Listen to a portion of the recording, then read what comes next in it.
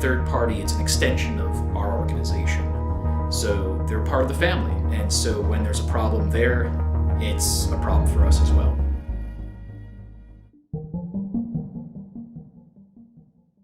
The largest third-party risk concerns are understanding who these third parties are that are accessing our data systems, that are working for us as contractors, just what type of access they have into the environment. Now, to sum it all up, it can go back to that visibility component.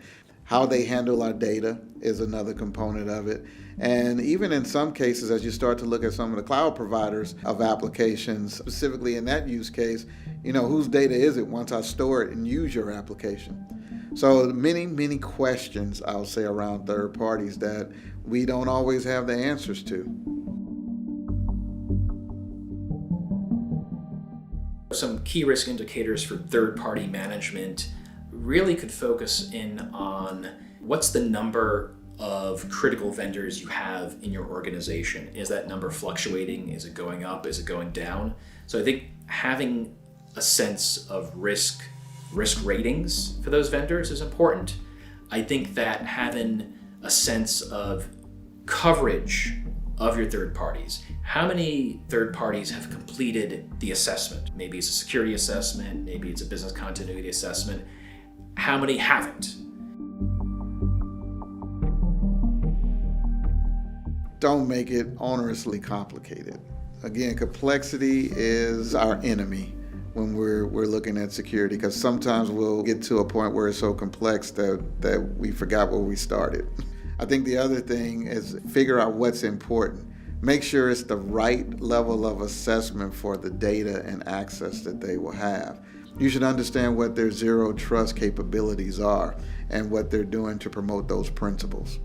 Before you onboard, make sure that everything you've asked a vendor is documented in a contract. If you have particular security requirements, it's always good to get them signed and embedded in there before the money exchanges hands. So making sure that your sensitive data that they had access to is properly disposed of is very, very important when offboarding.